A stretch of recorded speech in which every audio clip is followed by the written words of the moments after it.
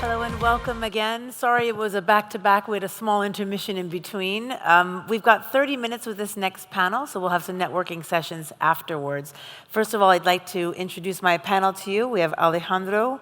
You can see their names behind their backs. Gauri, Naim, and engineer Ahmed Shamsi joining us today.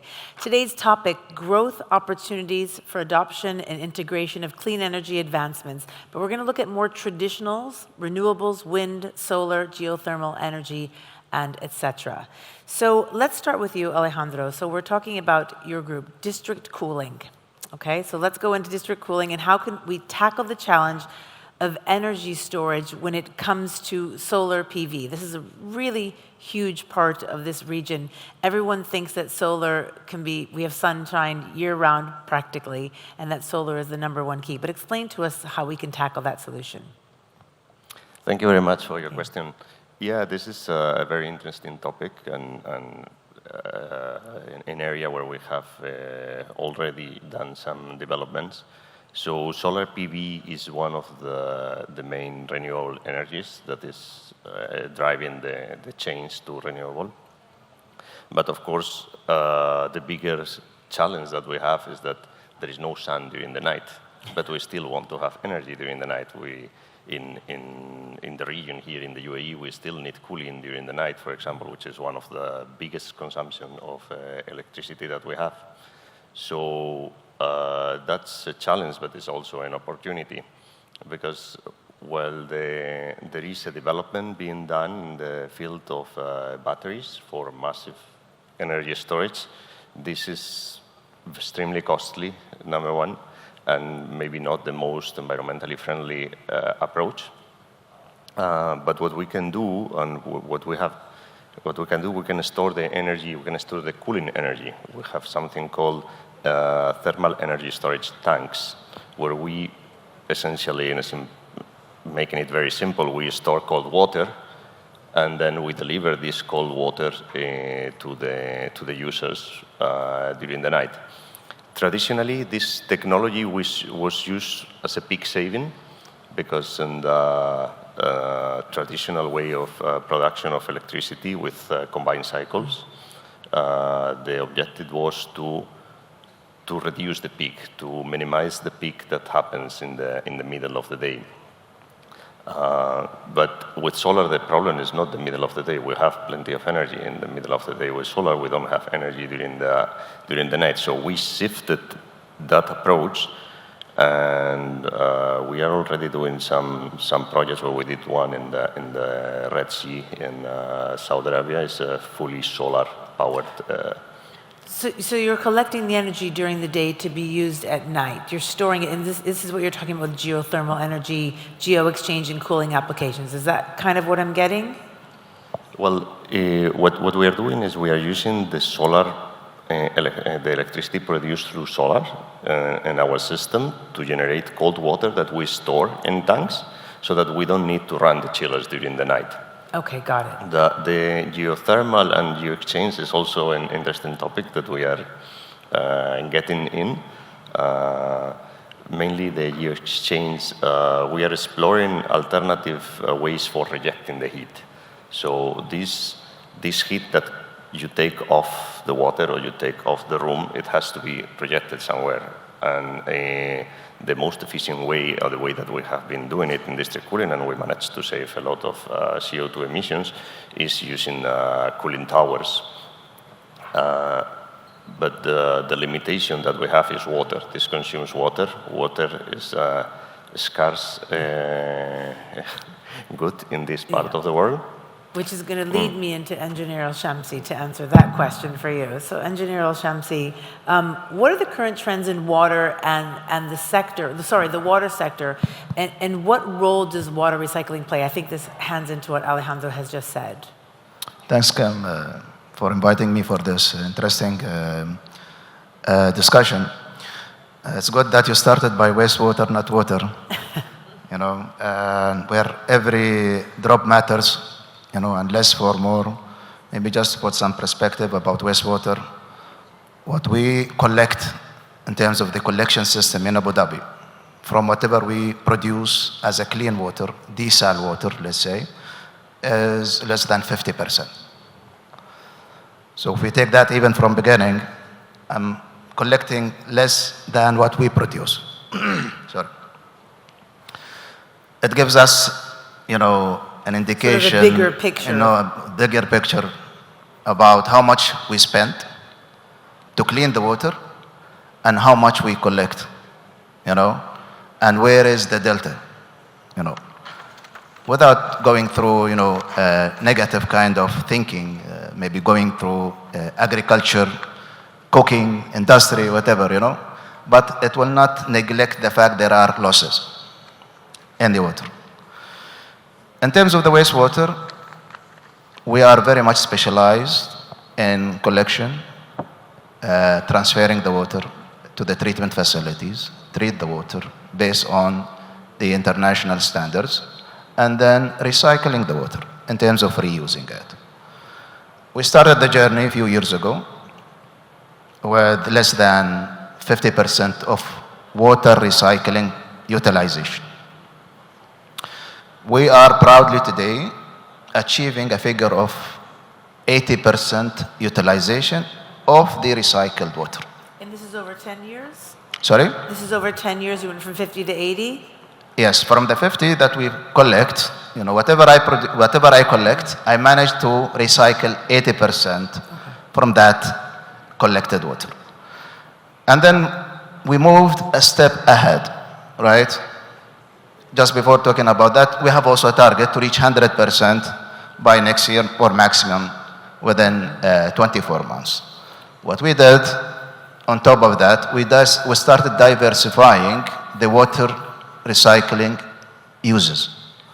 So mainly it was used for irrigation purposes, streets, golf courses, hotels, and so on. We moved a step ahead by offering the water to industry sector.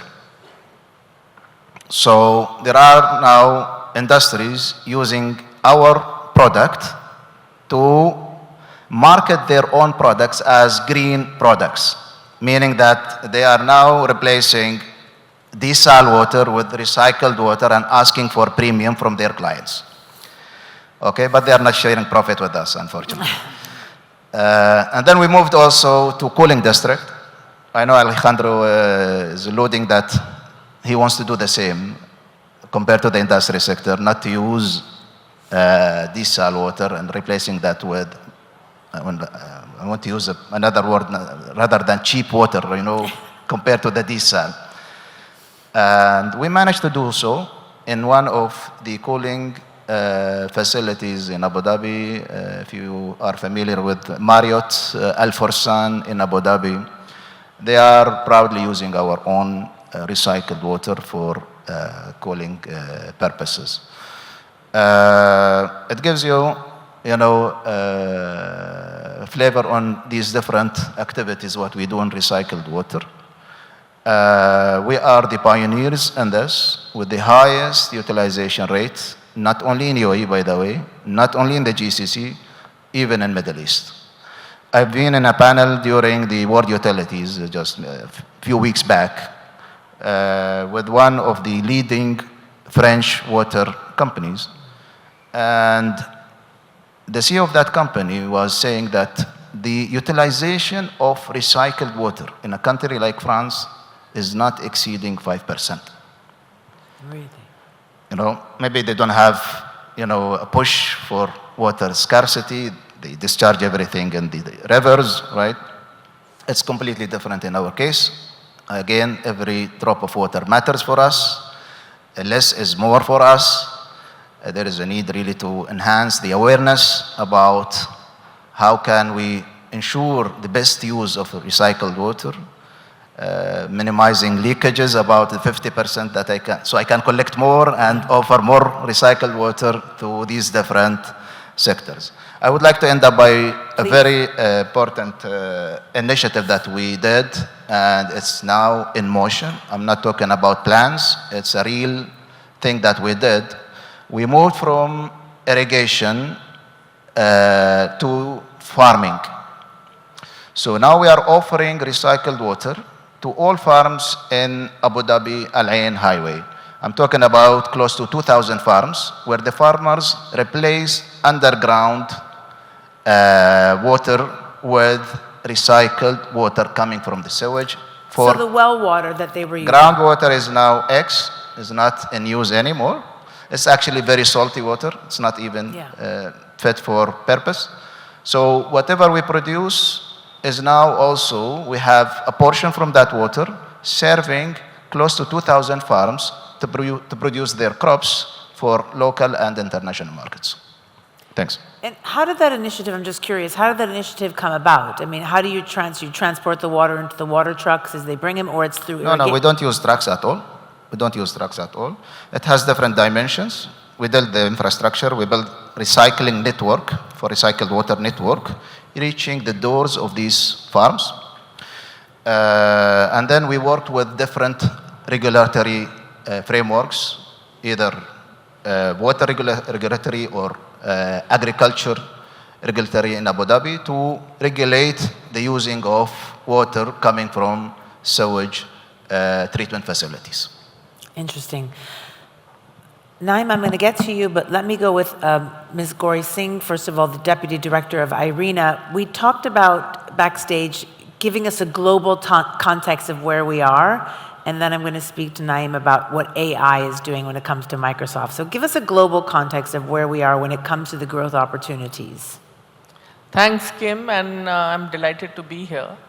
I think, you know, the political momentum that that started off with Glasgow really did reach a crescendo at Dubai last year with the COP being here, where the leaders of nearly 130 countries decided to triple renewable energy by 2030 and double energy efficiency.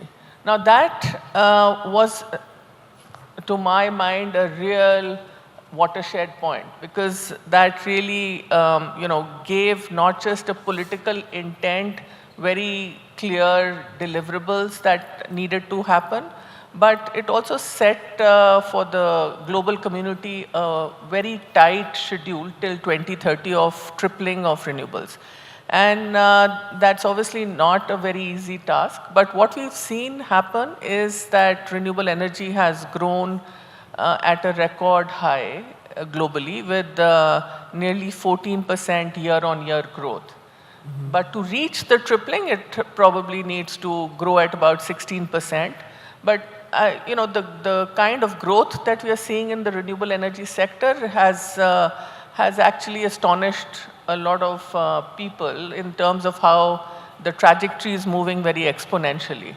So while there are challenges that still remain, and the challenges are with the infrastructure, the challenges are with the sector that Alejandro just spoke about, which is the heating and cooling, not really taking in that much renewables, and buildings to really get the act together. The challenge is also with the industries that are moving on the path of decarbonization, not as fast enough as we would like to see them. And then, of course, there are technology challenges of the hard-to-abate sectors like the aviation, the heavy industry like chemicals, like fertilizers and steel making, which still need to be able to have the right kind of technology framework to make the shift and become decarbonized.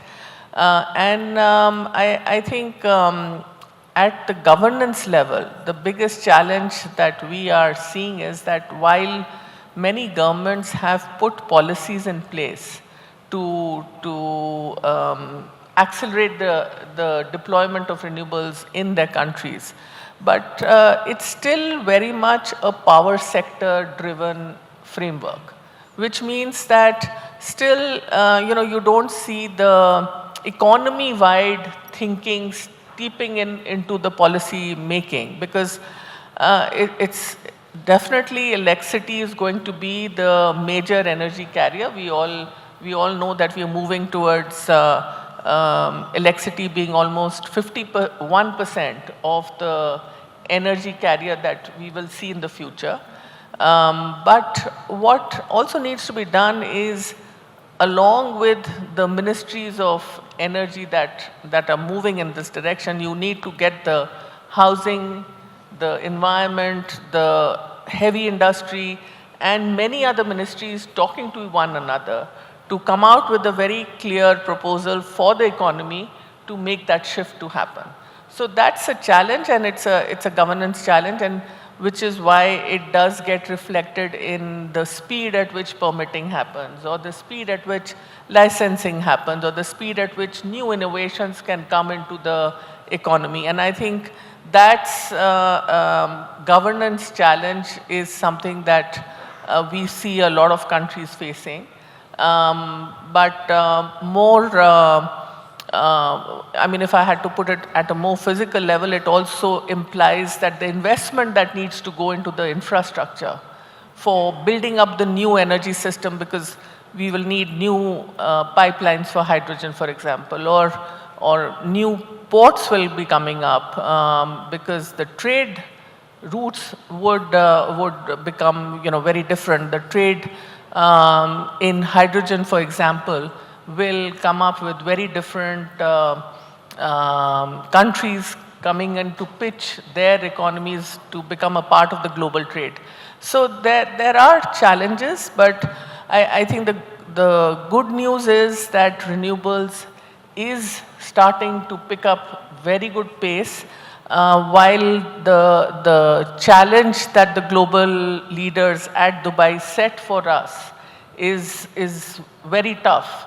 To triple renewable energy and get it to about 11 terawatts is not easy.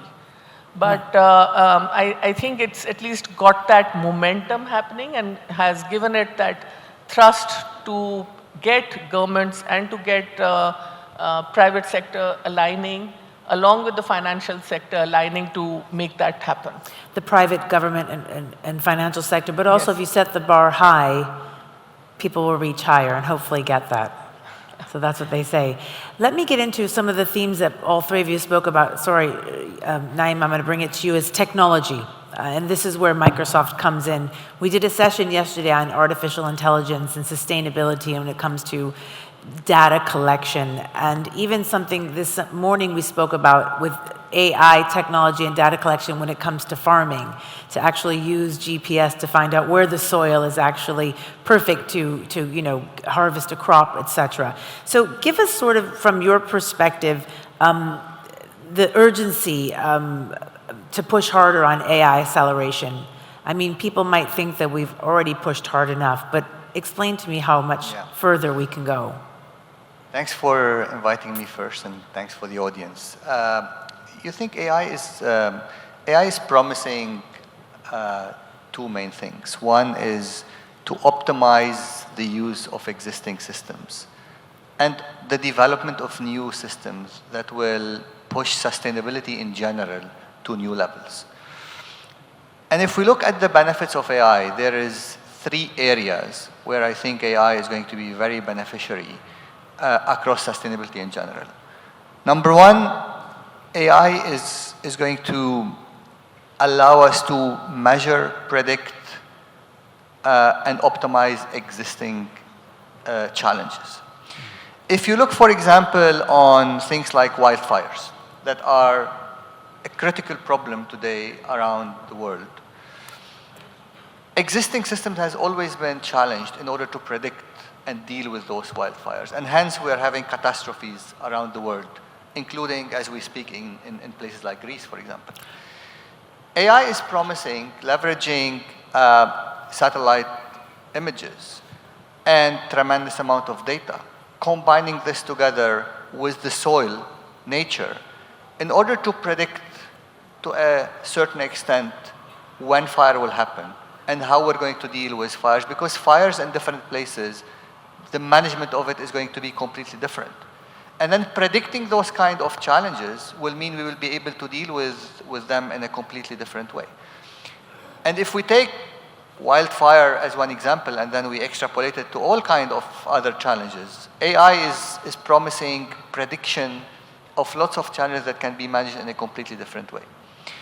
The second part is how AI can really help development of new sustainability solutions that they don't exist today. Already we're seeing progress on AI development on low carbon products. But I think it's early days.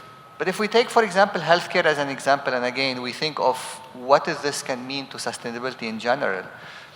If you think during COVID, because of AI, companies like Moderna has been able to create a vaccine in 6 weeks. And we all know in history it takes 6 years to develop a vaccine. This is how much AI is going to shorten the development of new sustainability solutions that really can help the world across all issues. And the last one, how AI can empower sustainability workers during catastrophes. Imagine we have an earthquake and we have all sort of workers figuring out how do they deal with it. Now with things like ChatGPT, they have access to real-time information and potential solutions that in normal times it would have taken them days and years to get access to it. So if we look at those three areas, I think AI is promising a new opportunity that didn't exist before. And this is why I think people who are dealing across all of those matters, and we've been hearing about water, cooling, and energy, I think AI have to be really accelerated into all those areas in order to get the benefit out of it. I always wonder, what if AI asked AI to come up with a solution, and then AI asked other AI to come up with a solution, and it would continuously go on, and it would actually... Look, I think the future will not be far from that. Reality is that for the first time, we have a technology that will create other technologies. What we need to make sure is we put the right governance, because without the right governance, this can completely go south. So we need to make sure we all are taking a responsible approach on how do we develop AI to make sure that we are getting the right outcome we want. One more last question, or second question for you. You say that you can't change what you can't measure, data being key. Only if we know where we stand can we make a difference. Explain this in context of our theme. Yeah, I think it's super important as every country, every organization have now a zero net carbon target. It's important for those organizations and countries to understand what is their baseline and hence what action they need to do in order to take that baseline to the net zero. Because if you don't understand what's your current baseline and what do you need to do to take that baseline to zero, then it's going to be impossible to do anything. This is why it's important to measure the carbon footprint at the country level, at an organization level.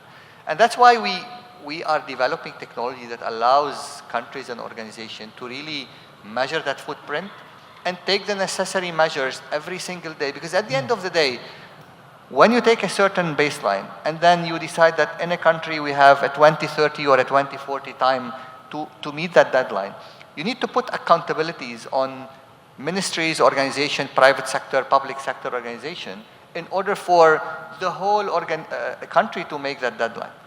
You can't have one person doing this. For you to be able to take those accountabilities at organization level, you need to be able to understand and measure the progress of each of those organizations.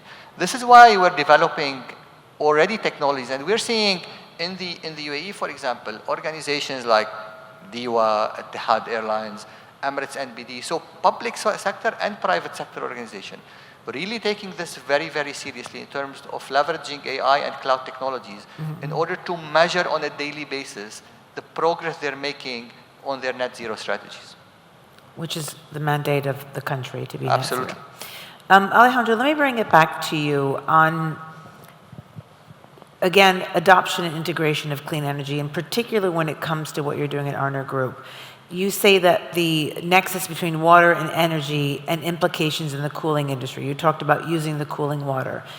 TAQA gave you some solutions